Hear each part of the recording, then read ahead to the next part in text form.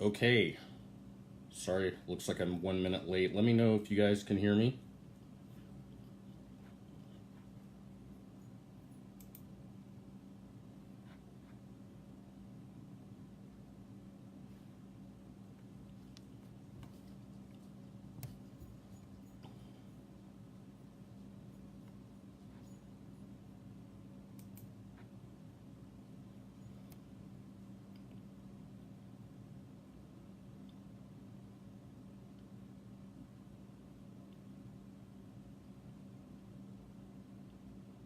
What's up, Jordan? Does this sound okay?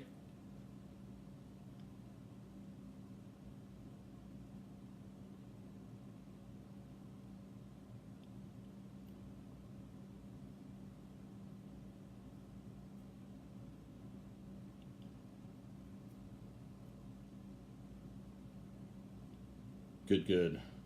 We're going to wait a little bit. Looks like people are filtering in slowly here.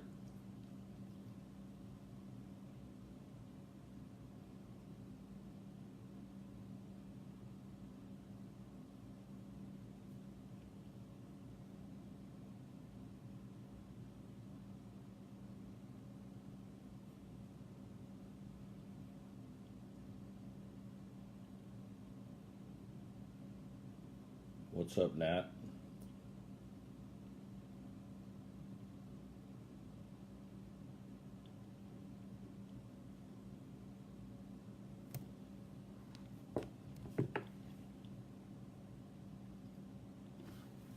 You guys like the old school Macromedia Contribute shirt? I think this thing may actually be an antique.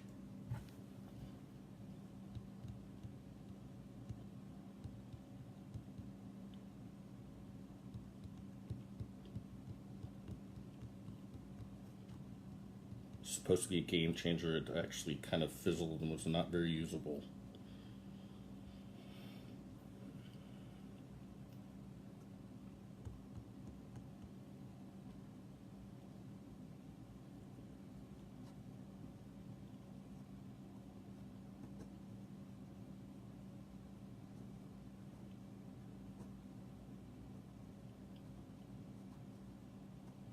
All right, one more minute and we'll dive into this thing.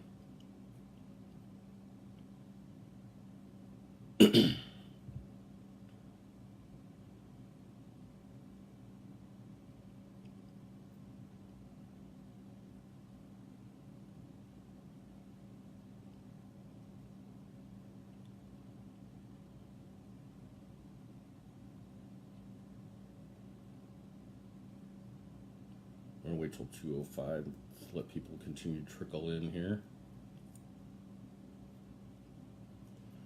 All right, there it is, 2:05. Welcome to Super Scott SEO.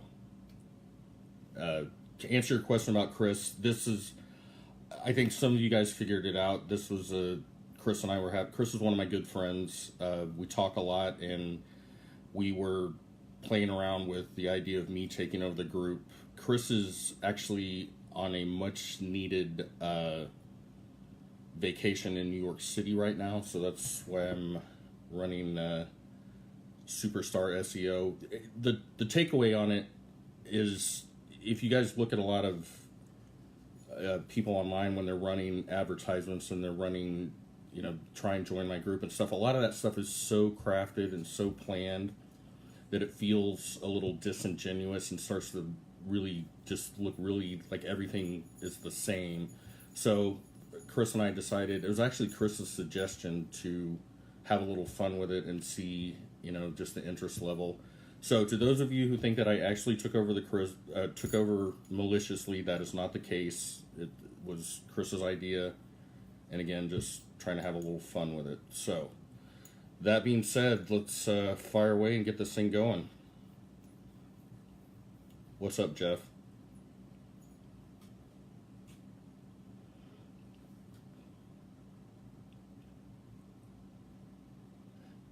Yeah, you notice the giraffe in the background? It's from Mexico, I believe.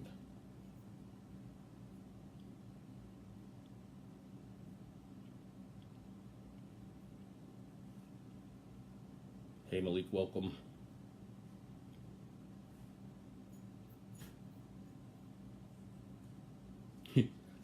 That's funny. Jordan said, you need a got site submit shirt after this week's news. What Jordan is referencing is, I don't know if a lot of you are aware that you used to be able to submit URLs for indexing, and they have shut that down because I think it got to the point where it was getting abused. And, okay, I apologize if on pronunciation on some of the names, I'll do the best I can. Please don't take it the wrong way. Shoaib, you asked what's the best way for backlinks. It depends where you're at in the process. Jeff Cossio, who's actually I think watching right now, has a very good foundational. The way that we typically do it is get the site in order, get it all tidied up, make sure all your on-page stuff is on point, then get your Google My Business stuff, your Google Webmaster Tools, get it indexed, and then start building out. Like I said, I use Jeff's service myself for the foundational ring. And then the thing about SEO is there's about 9,000 ways to do it, and none of them are incorrect necessarily, or none of them are correct. If you're new to it, I would start off slow, because there are a lot of times it seems that people that are newer to SEO get really attracted to link building tools, and they want to blast out thousands and thousands of links. And again, if you're newer to it, I would suggest starting off slow and just track your progress every couple weeks, and see kind of where your site's sitting. Those are pretty good. He said domain authority is 32, page authority is 38. Pretty good numbers. Again, start off slow and work your way up.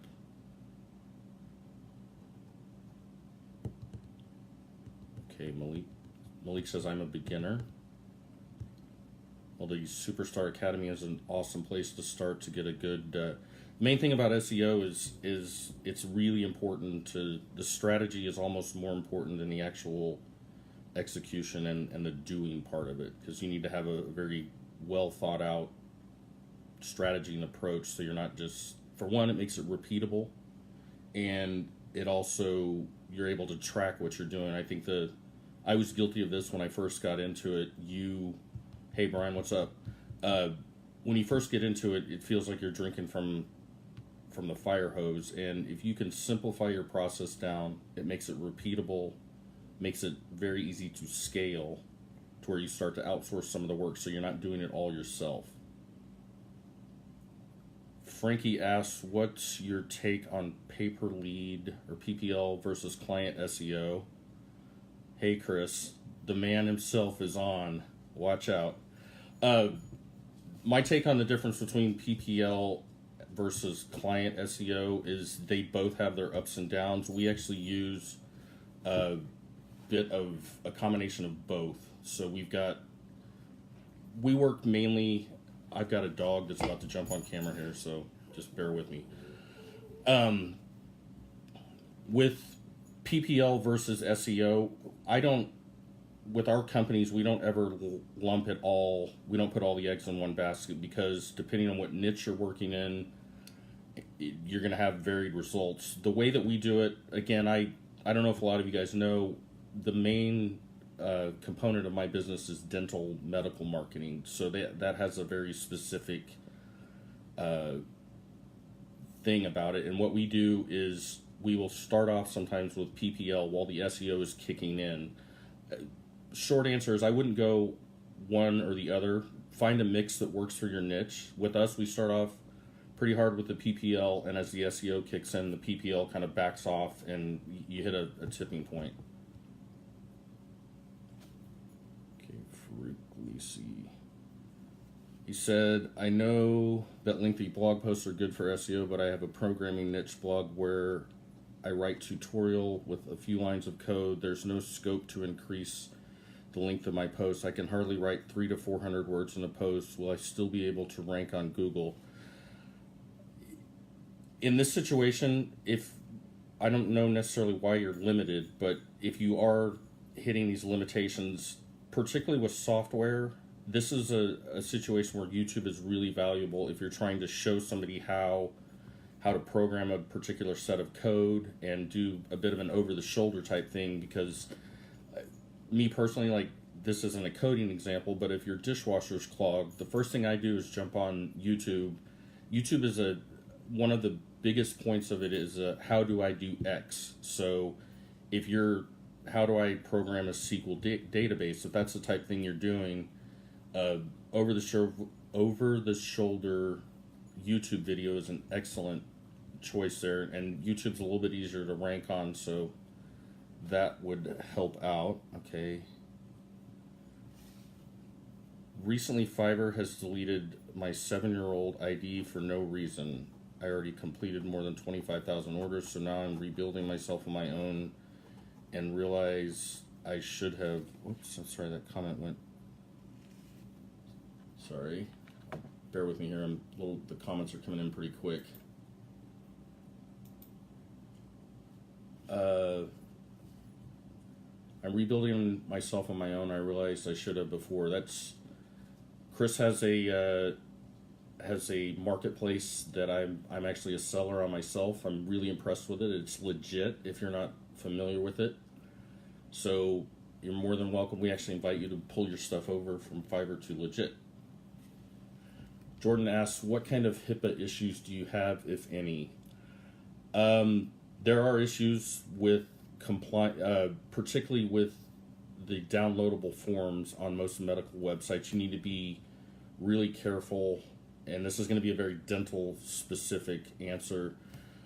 Every state has its own dental board, and that's the compliance and certification side of the dentistry profession.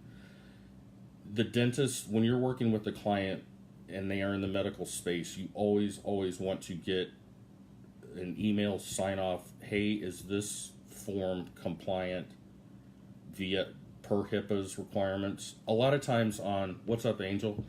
A lot of times on medical sites, there's not a lot of HIPAA things involved, because it's more just a submission email. Hey, contact us. They're looking to set an appointment. They're not really exchanging a lot of HIPAA information. Hope that answered the question. Hi, Matt. Thanks for joining.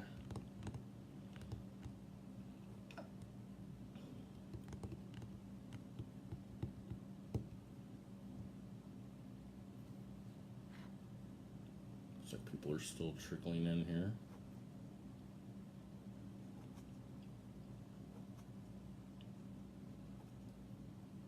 Hey, Alan, what's up?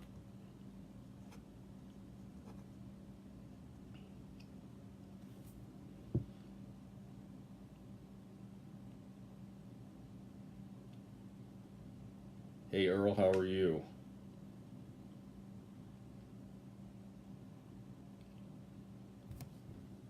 Just a recap for those of you that are joining late, I did not actually take over the Superstar SEO. Chris is on vacation, and I am running the ship for today. Question, how to find out if there are HIPAA restrictions in other medical niches than dentistry?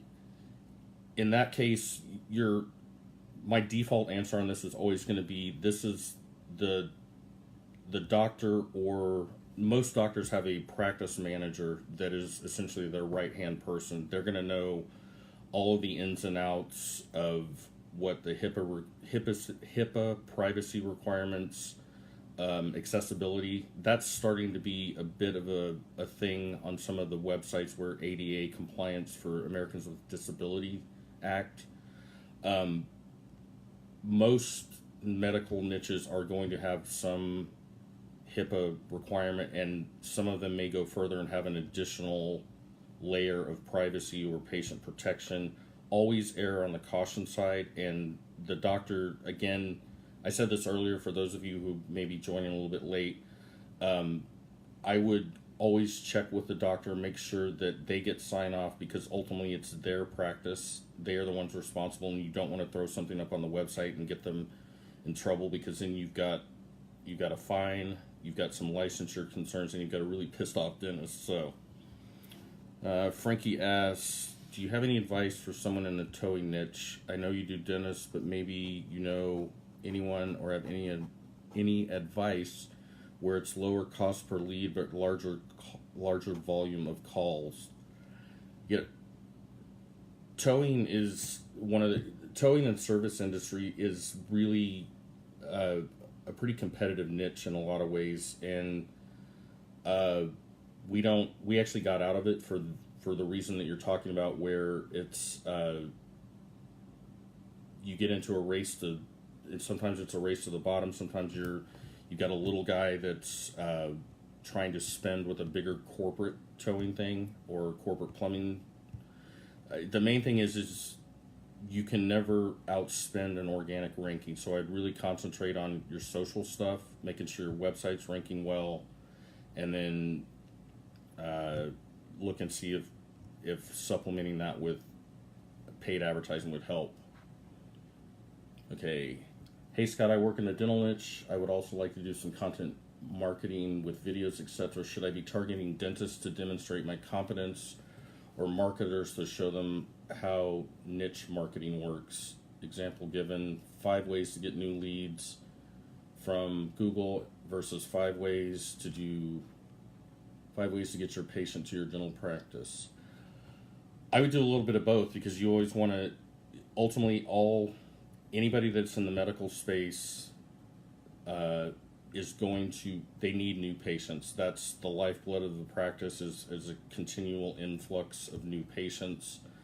If you want to try and land dental, other dentists as your clients, I don't know that marketing videos, unless you have direct contact to somebody in their office, preferably the doctor's personal email, that you might be wasting your time trying to do marketing videos geared towards dentists, because having been in my dentist's office, he's one of my clients, these guys get massive amounts of marketing material. They get postcards, they get phone calls, they get emails. So you're going to have to be clever and creative to stand out in how to turn their head. And I actually have some training coming out on this. This is a little bit about niching, the advantage of niching down your agency, where one of the biggest things I can tell you is, if you speak their language and you know the lingo, and it's obvious that you know their space and you're not just another marketing guy, that's going to give you a little bit of a separator. Okay, Jack says, I'm sure you know, but being on the map pack for local services has been huge in terms of number of leads that come in. Do you have any strategies that speed up getting Google My Business ranked, even when organic SERPs stall? Again, the maps right now is, to be completely transparent, a little bit of the Wild West, where things that were working consistently in the past are not working quite as quickly. I would err on the side of going slow. Make sure that and I know Angel is a big fan of this, really start to concentrate on your Google My Business. Make sure that is in top shape. Make sure it's optimized well, and start looking into the Google My Business posts. I think there's something there. So that, and the thing with Google My Business and Maps rankings, your citations is one of the most important components of that. That's, if somebody's having problems ranking in the maps, that's one of the first things we look at, is do a citation audit, make sure the citations are high quality, that they're optimized. A lot of times when you order a service that's a citation service, it's the bare minimum. You need to spend some time, either you or somebody on your team needs to go in and actually put some work in there. The more human looking that they are, the better, the higher quality. So that's a bit of a lengthy answer, but I hope that got it. Matt asked, can you give an example of a HIPAA related issue on a medical website, client medical website? When you are looking, let's say I'm looking for a new dentist, I type dentist near me, pops up, and I decide that I want to become a patient. There, a lot of dental offices, medical offices will have downloadable forms, and those are typically PDFs. Those are things that, there are certain things that you don't want, once they download that PDF, your responsibility as an SEO, web developer, etc., essentially stops. You want to be very cognizant and very aware to stay out of any communicate. All your responsibility is get the information up that's approved by the doctor and make it accessible so that they can download it. At that point, your responsibility stops. You don't want to get into viewing any patient sensitive data, anything that has a description of the what they're being seen for, the procedures, insurance, any of that stuff. So the short answer is all you need to do is make sure the doctor approves the material and that it can be accessed on the website.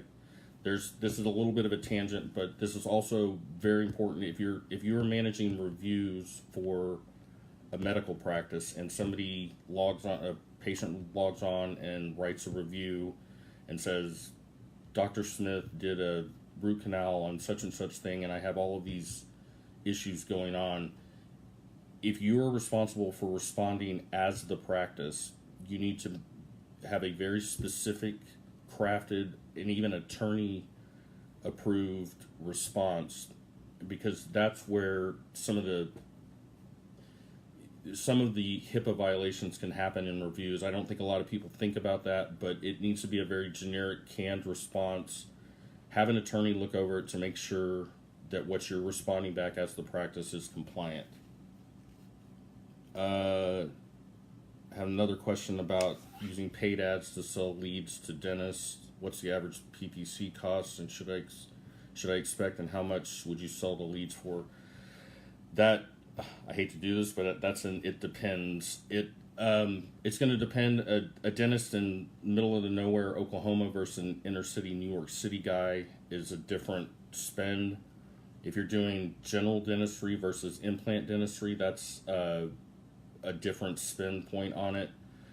You're going to have to figure out what the market will take, and I'm going to be that guy, but make sure when you're talking, as a blanket rule, when you're talking to somebody in the medical profession, to us as marketers, their leads, their customers, their clients, or whatever, these little turns of language that are really subtle are important. If you're talking to somebody trying to sell them leads, make sure you refer to them as patients, not leads, because if you start saying leads or things like that, you're going to lose them. Okay. Alan asks, if an SEO, you are viewing protected content information, you should sign a business associate agreement and carry insurance. We do both. That's a very good point, Alan. We are insured out the yin yang because I do not want to get into a spending contest with the dentist. Have a question. I've been trying to contact many business owners in different niche, I say niche, maybe niche, for press release services that I'm good at and been doing for 10 years, but I'm not getting good conversion tips. What can you do? What tips do you give? I think sometimes in SEO, we get in SEO and or marketing. Hey, Andrew, what's up?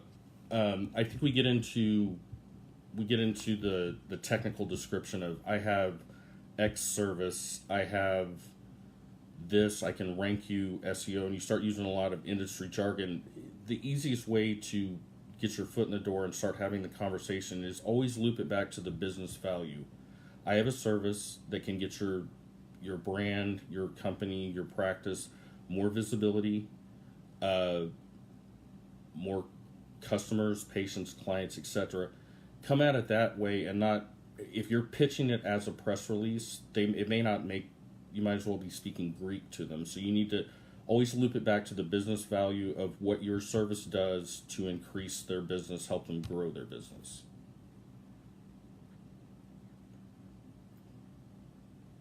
You're welcome. Glad that helped. There was a question on Cody asks, for local SEO, subdomain versus subfolder permalink, which is better, referring to location pages. I think you're talking about location.website versus website/location. What we do, we played around with subdomains for a little bit, and we actually moved to the /location approach. Google had some issues with some subdomains. They're technically viewed as two different websites, so we like to lump all of it under one umbrella so that all of the pages that are associated with that website get the juice from the those location pages. The main thing is to make sure consistency is the key. If you do it website/locations we serve city, and make sure that when you're doing that across the website, it's kind of a nod to silo structure. Make sure it's always consistent. You can set up your own structure, but just make sure you do it the same way across the board.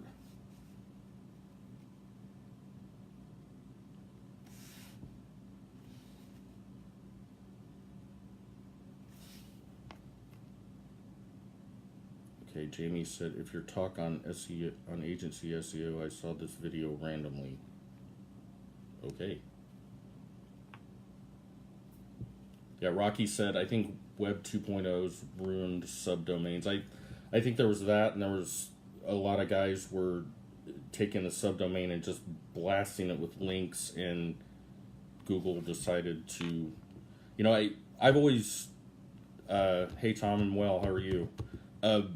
When it comes to SEO, I tend to lean a little bit more on the conservative side of things because you can measure your progress, and if something isn't working or something gets flagged or the algorithm shifts a little bit, you don't have the bottom doesn't fall completely out. You've still got some stability. And to my point earlier, this starting off slow and building in a methodical, systematic way allows you to track so that you can step 1 worked, step 2 worked, step 3 worked, and then something happened at 3. You at least have it's kind of a programming mindset on how to troubleshoot something.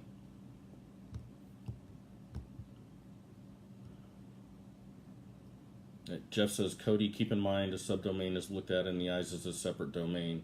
Yeah, so you're really not, to Jeff's point, you're better off lumping all of that. If you're sending links to inner pages, if you're sending links to location pages, and those are on a subdomain, you'd be better off juicing up the mothership.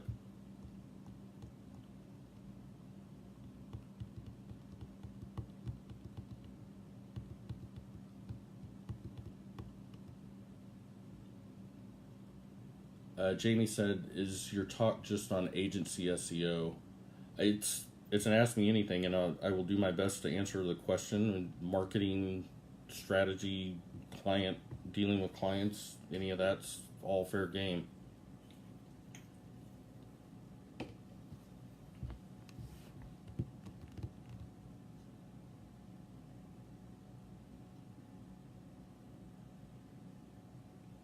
Tom says, I want to know about what kind of backlinks will get quick rank in page 1 if keyword difficulty is 10.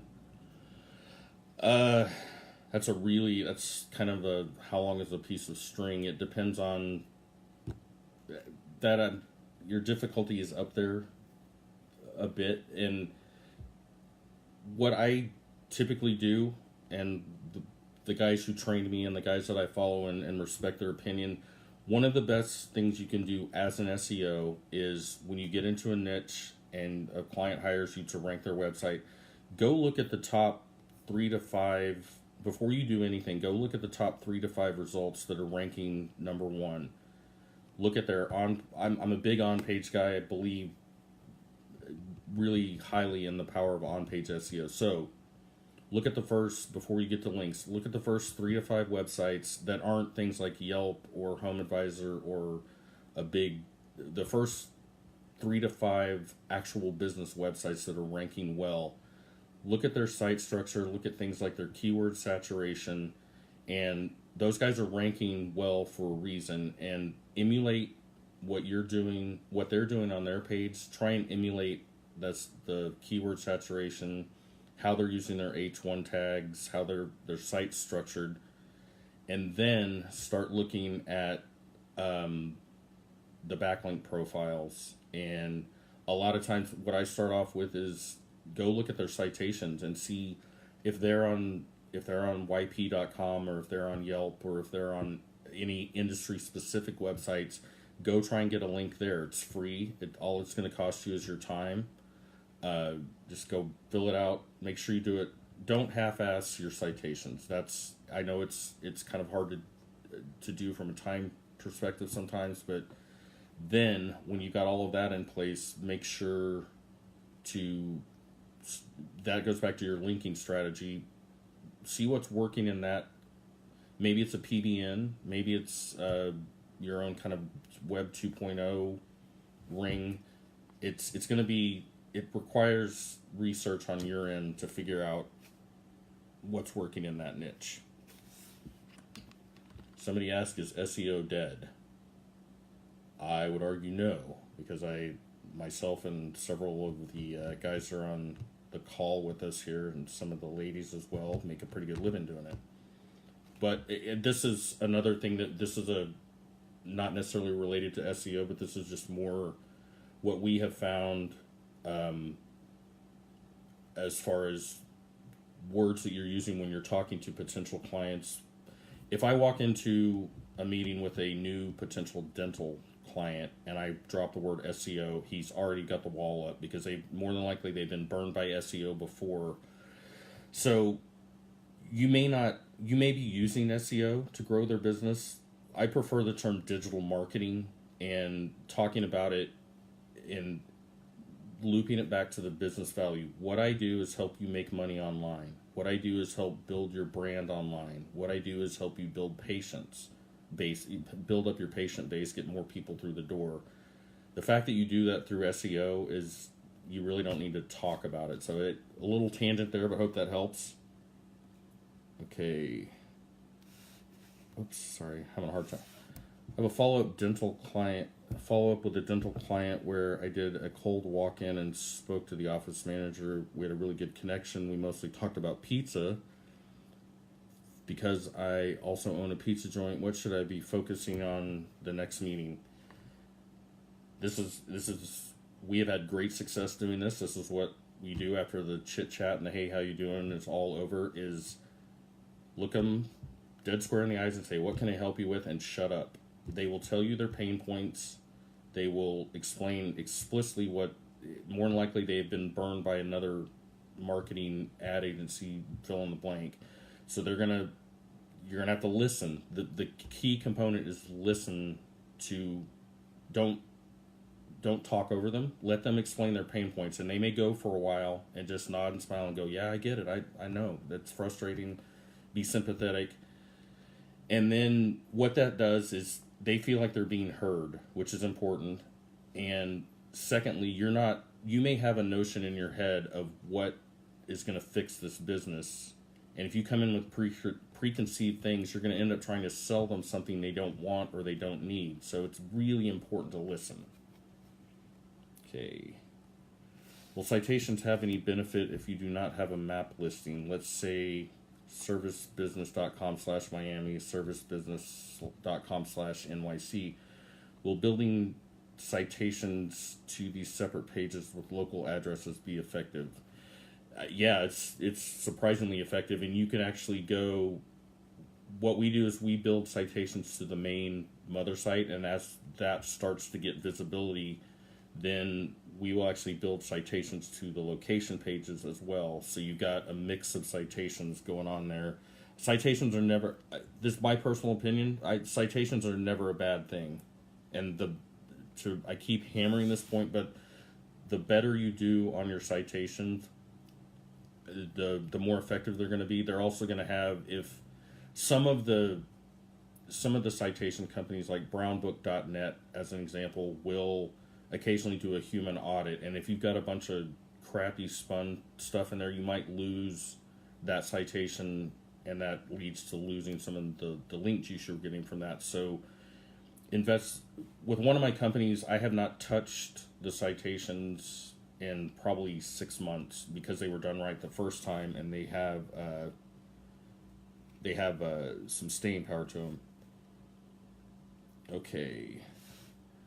Tom says, I understand first on page, then off page. I have to create killer content to be ranked, to beat top ranked competitor. Might be guest posts with proper anchor. Sorry, it's a lot of comments coming in. Sorry, that question just got away from me. From what I read there, it looks like your process seems to be a pretty good one. Kamalesh says, do you prefer PBN posts or guest posts when it comes to rank? I'm a big PBN guy. I still think they have power done correctly through the right providers, or if you manage your own. The lion's share of what we do would be PBN posts, and then supplement with some guest posts, and doing the guest posts on a bit of a cadence where the PBNs are more constant. The guest posts are really helpful if you start to drop down a little bit. You could do some social signals and a guest post to help boost that up a little bit. Matt Hornick said, if we do not have a location in Miami or New York City, a real fake address is acceptable. You can certainly try it, but I think right now where Google is going with the Google My Business, there's a lot of attention, there's a lot of buzz around that. I personally wouldn't do a fake address because I think you run the risk of putting a lot of work into developing citations or that location, and if Google bans or flags your Google My Business, you got a little bit of wasted work. Jamie asks, what backlink software do you use? I'm not going to reveal too much of the secret sauce here. We do use some automated backlink stuff, not very much. It's more, we have a very well-developed network of, this is the advantage of niching down. My PBN rings and all of my assets that I have are all very dental specific, so that's why I don't use a lot of backlink software, because I've already got the assets in place. So when we onboard a new dentist, they naturally fit onto our network. It's niche relevant and specific. Jamie asks, do you ever automate any citations? I'm not sure if I fully understand that. When I'm referring to citations, I'm talking about things like YP.com. It's all of these conglomerated, a lot of the citations are fed by one or two, and the name escapes me right now, one or two websites that populate the other ones. So it's not something that, it typically takes a human. We will outsource that from time to time, but again, even if you order citations, you need to go back in and manually tune those up and make sure you've got high quality photos, good content. So don't just build a citation, throw it out there and leave it. You can build links to your citations. Some guys like to link citations to other citations, and that's the fun part of SEO to me is once you get your own kind of customized strategy, then you can fiddle around with things and test it. That's the big thing, is test it, see what works, try it on. We've got test sites that we just abuse on purpose to see how much can we get away with, what's working, that type thing. Kamalesh says, thank you, Scott. I appreciate your honest reply. Even I prefer PBN, but most of my clients are very scared of PBN. Here's the thing, this goes back to the SEO, the word SEO. There's no real reason why you should be talking PBNs to your client. They shouldn't necessarily know. If they know about it, you're fine to talk about it, but that's not something that I would bring up. I'd just say something a little generic, like we have a proprietary system in place that works. It's industry standard, Google compliant, and that's really all you need to know. They don't need to know how the sausage is made. They just need to know it tastes good, and that's it. Tom asks, Off-page SEO related question: purchased backlinks or manually created? Which is the most powerful and best for getting long-term rankings? Depends on if you're starting off. I would go with the manually created ones because you have more control over it. That's not to say there are some really good backlink providers out there. Once you find a source that you like and you've tested and vetted out, if you're going to scale your agency, I will tell you from personal experience, your PBM network will become, unless you have somebody on your team. We have somebody on our team that all they do, their entire job description is to take care of the PBM network. That being said, we do purchase some links from time to time, but the thing about purchasing links is you need to have a level of experience to know what you're looking for when you buy a link. So you're not just buying an arbitrary thing. It needs to fit into your strategy. Carol asks, what presentation proposal method? Just give them a call, or do you screen share? Do you send them a proposal PDF to look at and talk over that on the presentation? That's a really good question. We typically start off with a phone call and have a discussion to make sure before the proposal that we put together doesn't have any numbers around it. It's just an agreement on the next time we talk, here's a line item of what we're going to do, what to expect, and maybe some loose time frames based around that.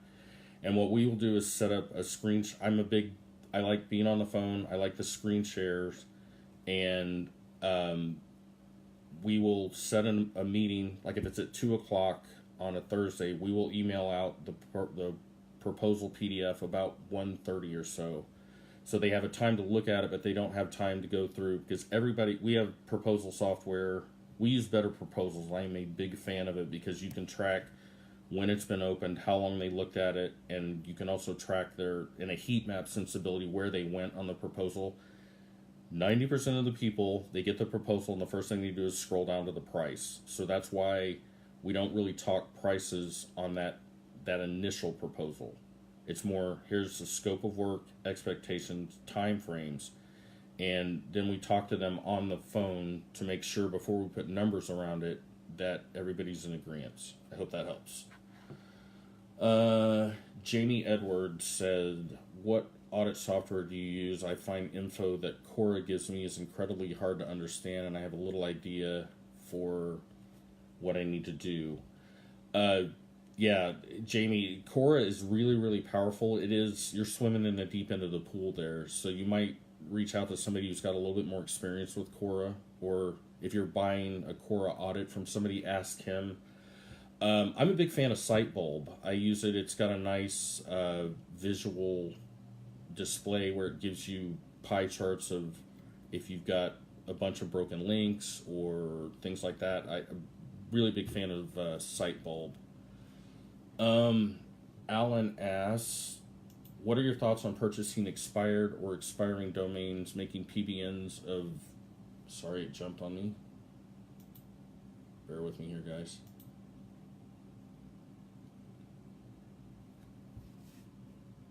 Sorry, they're coming in pretty quick here.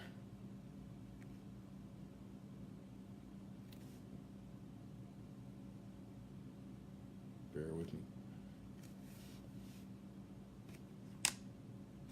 I don't know why it's not... Alan, could you ask that question again? I'm sorry, I can't get it to come back on my screen. Have you ever... Matt asked, have you ever done a rank and rent and medical niche? I have a site in a very competitive medical cosmetic niche, ranking #1 organically, and maps for major cities. Any advice to get through to the gatekeeper? Rank and rent and medical is a little tricky because each practice is going to have its little nuance and subtleties. It's very specific to its location. Getting through to the gatekeeper, the main thing is I would try and talk to the practice manager.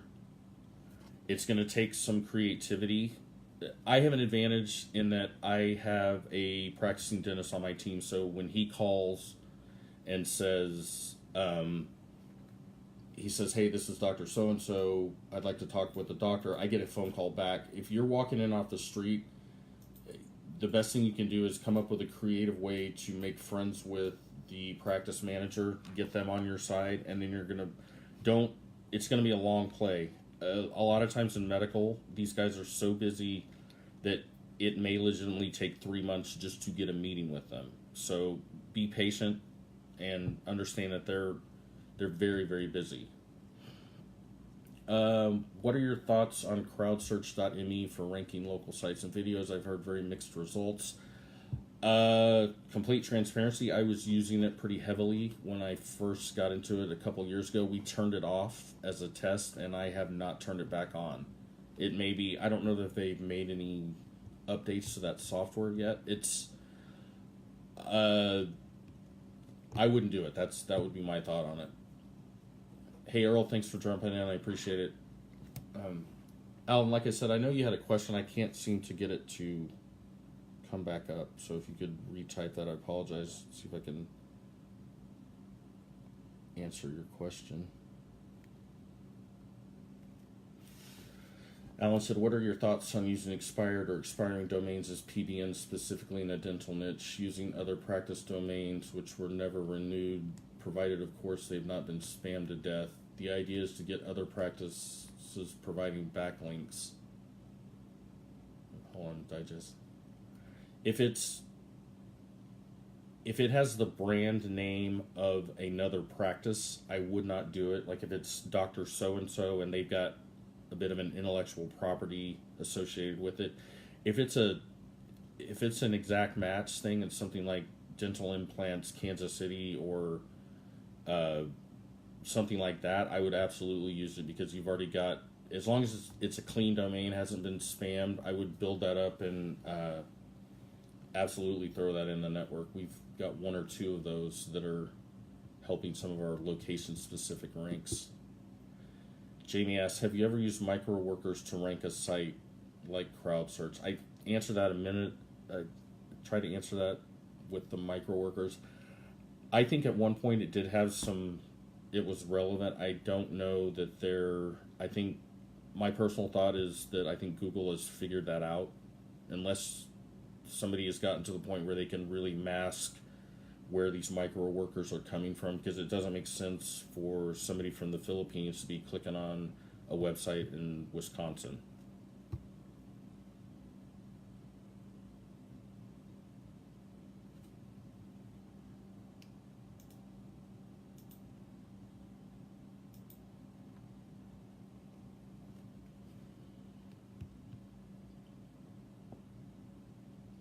There's a little, we have used micro workers off of things like Upwork to do some of the more production level things where, if it's updating some basic HTML things on a WordPress site and you just don't have the time. That micro workers, what I would suggest is putting together a very specific, if you're going into hiring a micro worker, put together a very simple task on a website that you don't really care about.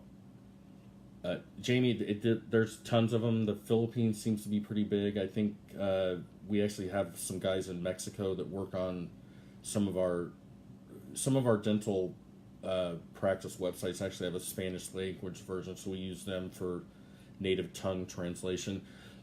On the micro workers, when you're working with them, what we do when we first hire them is, and you're gonna have to eat a little bit of cost, but it's worth it to vet them out, is get a very easy, simple task and line it out in a lot of times there can be a language barrier, so make sure you write it in pretty simplified language. Give them a very specific set of tasks to do, have them do it, and see how they perform.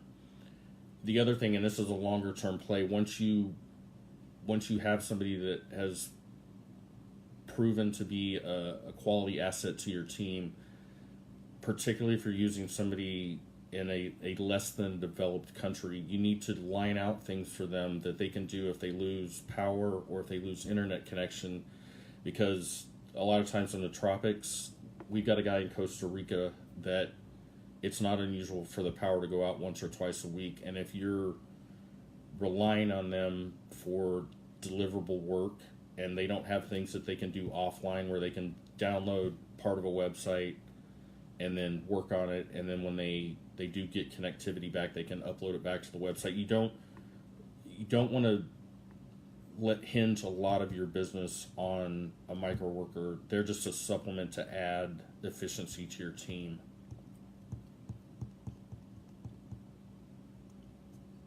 Oh, Jamie, I'm sorry, I misunderstood. You can specify by country now for micro workers. I've still, like I said, we were using it and I turned it off. I'm just, with our approach and our methodology, it's just not something that's, it may be one of those little drops in the buckets that help. I think there's more important things you can focus on.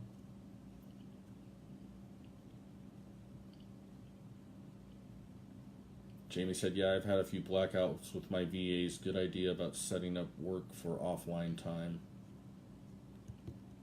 Yeah, that'll save you a lot of hassle, and it also basically prevents the excuse of, well, I didn't have power. It still give them something to do.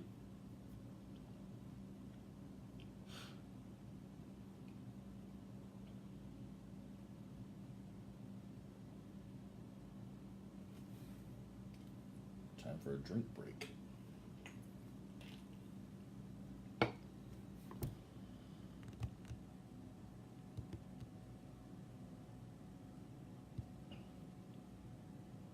Okay, any other questions I can help with?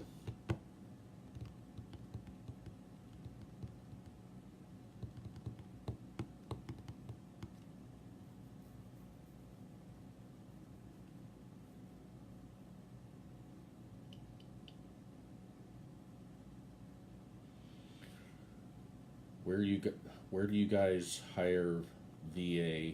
I actually have a pretty big network of other SEO agency owners, and it's not unusual to just ask. And if you're in other groups, other SEO groups on Facebook, that's a good place to ask. Upwork is okay. There's a couple other ones that I don't have them handy right now, but I can certainly look them up for you and ask the guy on our team who manages that. Jamie says, with VAs, I started paying them by the workloads, 15 Web 2.0s for X amount of dollars. That's really smart approach where I don't care how long this takes you. That's kind of your, Jeff said, onlinejobs.ph, bestjobs.ph from Cody. Thank you, guys. Jordan says most of my VAs are in the Philippines.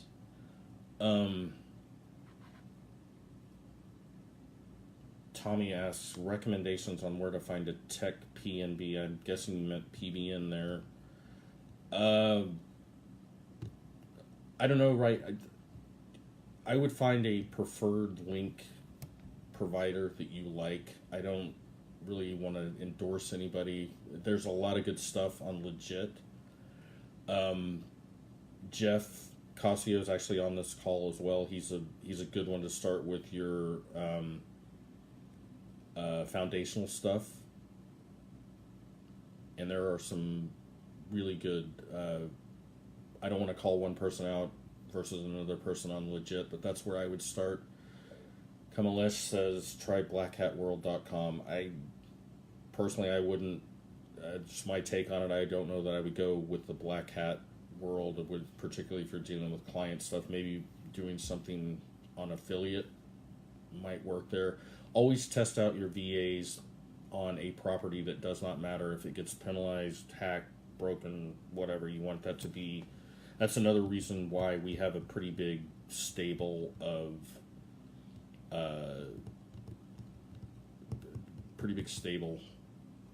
Let's see, Jeff says for tech-related PBN, I would auction it.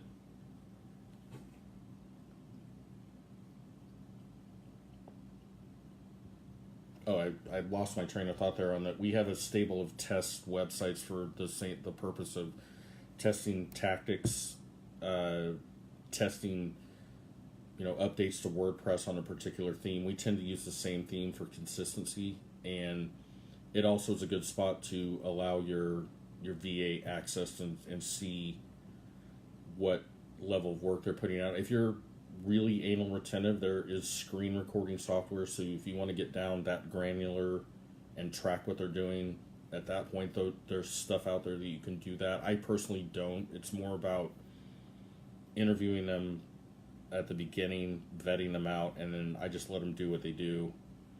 And if they do a really good job and you're financially able, I think it's a really cool thing to occasionally just drop them an extra 20, an extra $50, because that 20 or $50 to you, when you give that to somebody in the Philippines, you'll really make their day, and it's kind of a cool feeling to help. Scott, how much do you pay per PBN post? Again, it depends on which site we're talking about and how competitive is. We have a client in Southern California that is in the heart of LA, and it is prime time for cosmetic dentistry, which is the teeth whitening, implants, veneers, that type thing, and the paying the bill on that one every month is crippling, but it's worth it. Sorry for the non-answer there. It really depends on, you can dump all of your. I tend to have one pretty expensive link, and then get a couple that are not quite so juicy and quite so expensive, so that you've got a diverse footprint. It also, if you've got all of your monthly budget spend on one PBN or one or two PBN posts, and something happens, stuff happens, they get de-indexed, it loses its juice, you don't have all your eggs in that one basket. You're welcome, Tommy.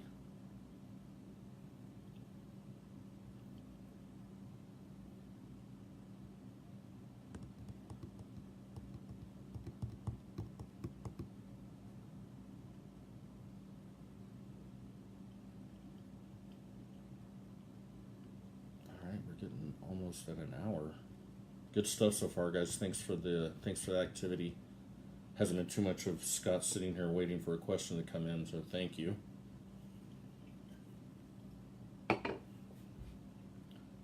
What's my favorite wrestling move? I gotta go with the suplex on that one. I can't remember the name of Jimmy Superfly Snuka's signature move. How do you set yourself apart from other SEOs going after your niche when speaking to potential clients? I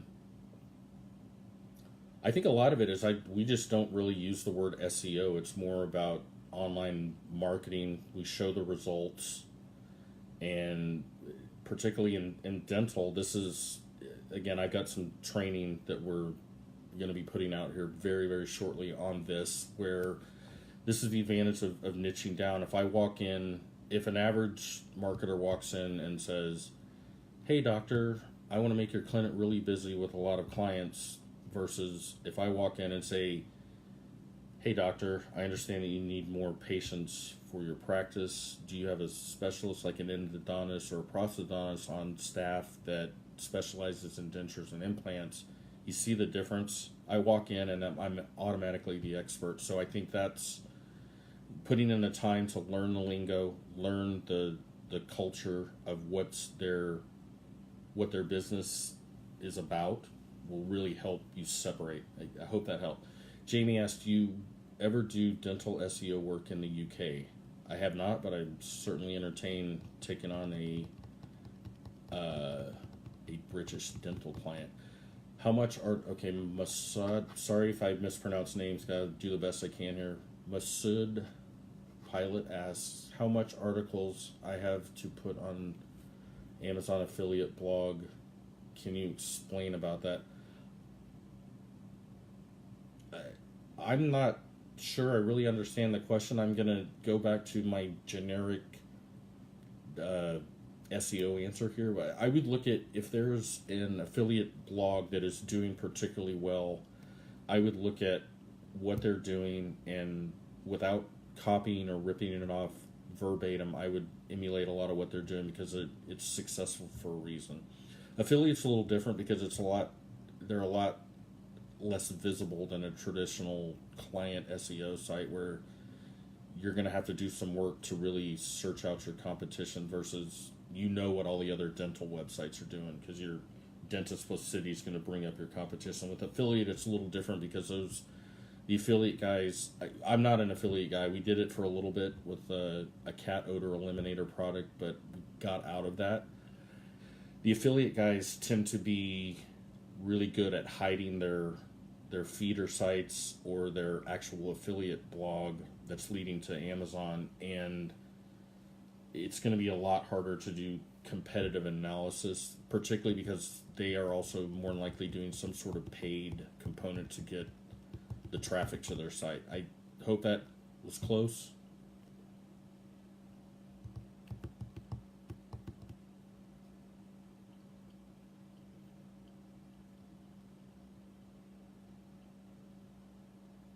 Okay, we're at 3:02. Anything else I can help with?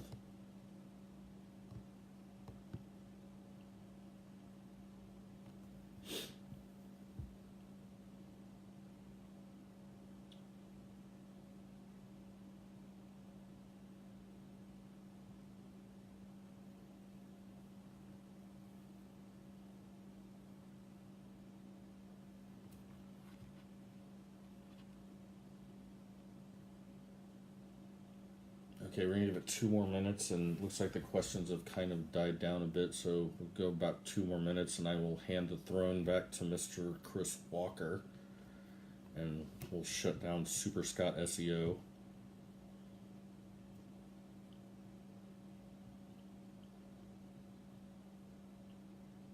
Like I said, I do have training put together on the advantages of why you should, a deeper dive into why you should niche down your agency and how to do it. And okay, we get some more questions coming in. Thanks, man. Yeah, certainly, Jamie, reach out. Love to have a conversation on that. Question: what information do you provide in your proposal without talking links and anything too technical? We try and use language that makes sense to a business owner, and a lot of it is kind of something along the lines of industry standard marketing techniques to increase visibility. We don't really talk about links because, in my experience, when you start talking about links, particularly if you have a sole proprietor or you have somebody that's built a business from scratch, they're going to want to line item everything, and that's a dangerous area to get into where you're presenting a wrapped service, you're about results, you're about making the phone ring, more patients, more clients, more money, that type thing, not quite so much into the technical. With the website, you can talk about, we're going to optimize it, just keep it a little technical but also a little generic, so you're not getting into the weeds of, we're going to optimize your footer schema data to make sure that you're relevant for this and this. Just say that you're going to optimize the website to increase visibility per Google's standards and keep you from getting penalized, that type thing. Jeff said, what have you found out for the best way to rank a client for keywords that are not allowed, i.e. best dentist in city? Well, I occasionally will, and I don't encourage this, I will tell you right now that if you get caught doing this, this is not something you learned from Super Scott SEO.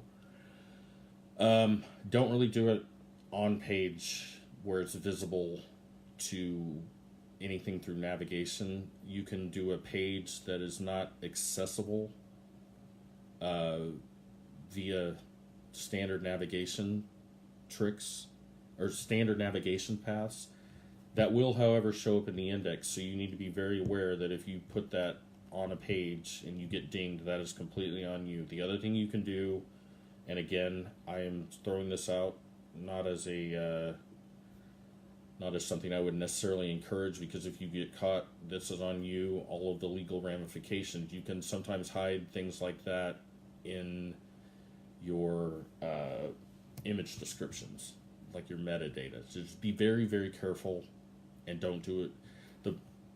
This is just a general SEO philosophy. One of the things that I see with a lot of younger SEOs is if one works, they'll do 100. If one works, always, we do minimum effective dose.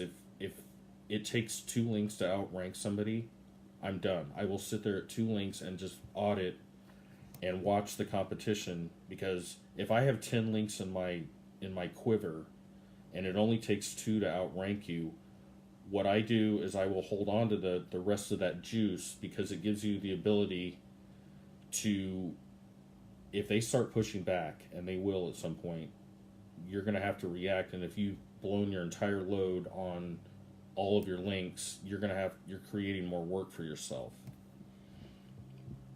Yeah, Jeff, you're exactly right. Jeff said, I know this is big in medical.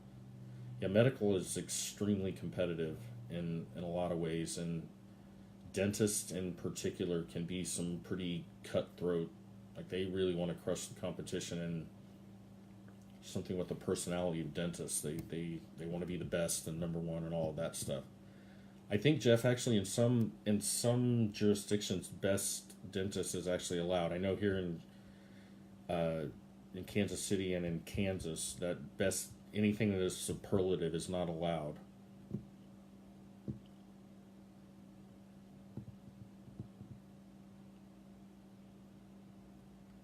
Okay, looks like the questions are trickling down a little bit here. Dean asks, what are your top 3 tips for on-page optimization? Here I go again. You guys can make fun of me for it, but this is going back to my top tip. Number 1 is look at your competition, see what they're doing, base it off of that. There's not going to ever be a one-size-fits-all answer. My first one is look and see what everybody else is doing.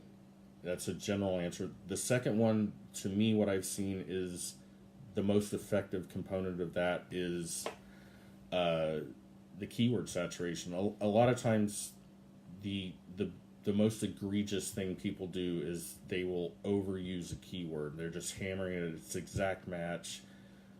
To use Jeff's term, the best dentist, or dentist city, over and over and over again, and make sure that your title tags, this is rolling into number 3, your title tags in conjunction with your keyword saturation on page, I think are the biggest. That's where I typically start if I get a new site that I need to audit. The first thing I look at is keyword saturation, because 95% of the sites I see, this jumps off my point about if one is good, they throw in 100, and a lot of times it doesn't take more than 1 or 2 mentions, or it can actually go the other direction where you look at it and say, wow, this keyword saturation in this niche is more than what's typical.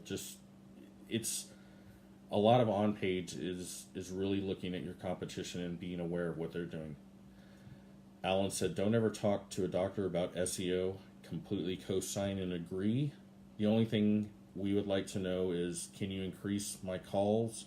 How much time will it take? And what will it cost? And is it cost effective? That's also the way that patients choose dentists typically, is not increasing calls, but how much time will it take? What's it going to cost? And will it hurt? So really good comment, Alan. Thank you. Perry asks, where do you find what isn't allowed in terms of target terms? Example given, best dentist. That's something you're going to have to work very closely with the practice manager and or the doctor, because they will have, they call it CE, which is continuing education. Part of the CE is going to be, they're going to cover what the state medical board is considering to be compliant. So that's just the part of your conversation that you have with your doctor client. One thing I will say is, don't guess or make assumptions. because, like I said, there are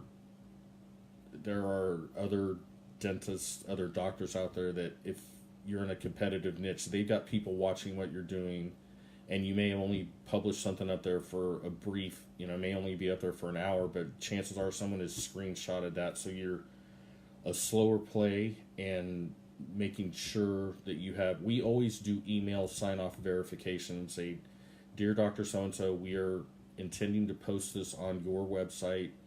Is this acceptable and compliant? Please reply back as your signature."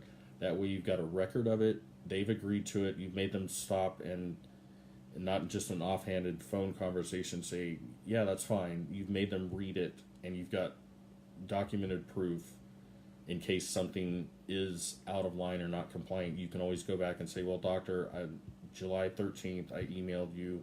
You emailed me back with compliance." So it's about protecting yourself. And somebody earlier had mentioned about having insurance. This is, if you do decide to get into the medical space and you don't have insurance, I would caution you to stop anything you're doing until you do have insurance, because there are attorneys, competition, medical boards, things like that are looking for, they know that this niche has a pretty good amount of money, and they're looking for any reason they can to pull the trigger to do something to get a little money from some litigation. Just be very cautious and compliant.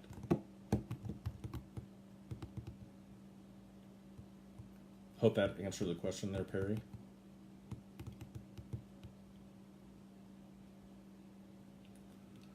Nat asks, "Do I need to worry about my doctor's website being ADA compliant? I've seen companies that specialize in providing that service." This is actually a very specific thing to we've seen a lot of this in Texas, where there's an attorney group that is sending out kind of scare tactic letters about being ADA compliant. The upside is WordPress by default is pretty close to compliant on most of the ADA stuff. The interesting side of this, and we've actually had our attorney look into this, and he is still looking into this at press time. He has not gotten back to me on this, but it's really hard to be compliant when they don't have a set of published exact rules of what is or is not compliant. So that we have actually gotten some clients from this ADA scare where they want to be compliant, and there are some plugins that can help Jeff said ADA is the American Disabilities Act. There are some plugins, if you're paranoid about it, that if you're using WordPress, that do a pretty good job of producing. Most of the time this is centered around screen readers and people with low vision. We have a hearing aid website that we designed it specifically per the owner's specifications, that knowing that his demographic is 50 years and older, that it's a lot of high contrast, a lot of very crisp type of things. If you have your doctor may not actually be, if your client is the doctor, they may not actually be all that familiar with ADA compliant. Where it sits right now, it's a little murky. But using WordPress, ouch, Ron. Ron said, "I found one that wanted $2,000 for a plugin." Until somebody can give me a quantifiable list of you need to do X, Y, and Z to be compliant, it's still, right now, what our attorney has said so far is it's a best effort type of thing where we have made documentable steps using WordPress, enabling the screen reader technology, designing a text-only version, which is super easy to basically just, you're breaking your CSS on purpose to where it just becomes text. That's another option where you put a button. Haji, I hope I'm saying that correctly. How much should we expect to pay for insurance coverage? Will liability work? Is there a need for specialized insurance coverage? I don't know what. I can't give you a solid answer on that. I would do more. I would not go into this space with a bare minimum. You want to talk with an insurance agent who understands the medical space and understands you're going to want to classify yourself as a marketer or advertising agency. Some insurance agencies have a hard time pegging what we do as a profession. The one that we have found is closest to what matches up to SEO, online marketing, is just an advertising agency. I would not get into this space with minimum liability. I would make sure you've got a pretty good size rider going on there, so that if something does happen, this is something that will keep you up at night if you don't have enough. Talk with your insurance agent and see what their suggestions are, because they're going to know this space a little bit. I'm still reeling at that $2,000 for a plugin from Ron.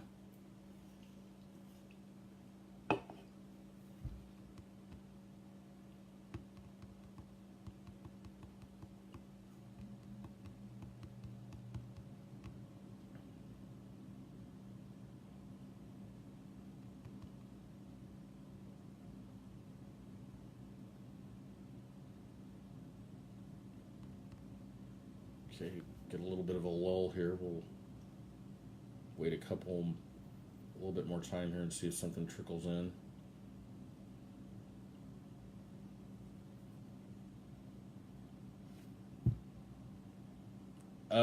Ron asked any plugins you would recommend. I assume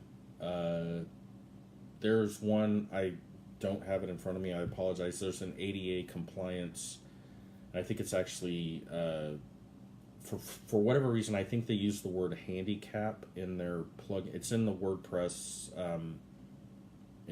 directory. So when you're logged into WordPress, you can search for ADA compliance, and for some reason, I think it has the word handicap accessible or handicap in it somehow. I can look that up for you.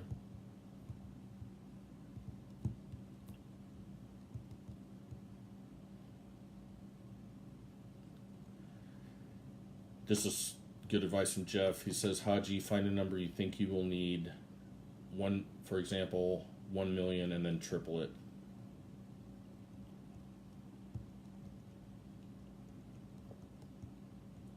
Goes back to my point earlier, is you do not want to get into a spending contest with a doctor when it comes to insurance and litigation and that type of stuff.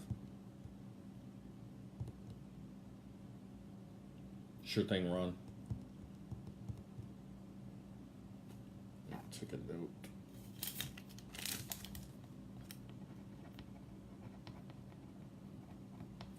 We actually have a guy on our team who has a sniffer that detects when there's a screen reader being used in it. Outwardly facing, no one will actually see it, but if you hit it using something that's got screen reader technology, it automatically kicks it over. It's pretty slick.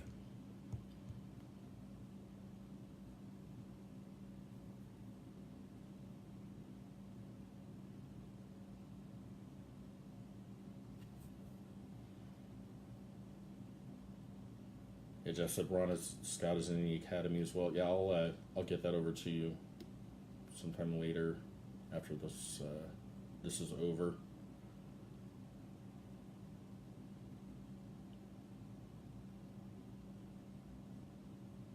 All right, we're almost at an hour and a half here.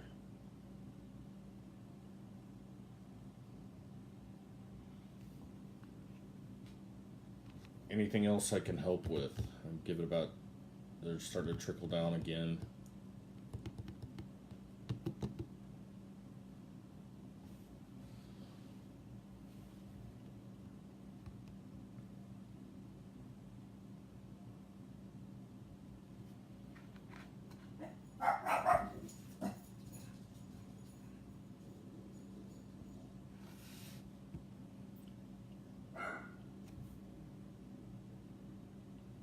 All right. I think we kind of stalled out there, so I think I'm going to call this good. As I mentioned earlier, I do have training coming out that will be out here shortly on a deeper dive into he said, so when's the niche course coming on? We are putting the final touches on that. I will post a link to that in the group once we've got that all buttoned up and ready to go. That's a deeper dive into how to niche down your agency, the advantages of it, and some of the toe stubber things that we've had happen when we were initially getting into niching down. Let me see if I can get the dog, Jamie. Lily. Yeah, she's protecting us from the mailman right now. So, anywho, and for the final time, if somebody still hasn't figured out that I never actually took over Superstar SEO. This was Chris's suggestion, and we had a little fun with it. I think it's nice to see marketing done the way that Chris did at this time, where instead of the overly crafted, predictable, same looking type of stuff coming out all the time, I think it's okay to have a little fun and kind of poke some fun at yourself. It's certainly fun on my end. Thanks to everybody who jumped on, and feel free to message me if there was something I missed, and I will talk to you guys later. Thanks again for jumping on. Really had a good time.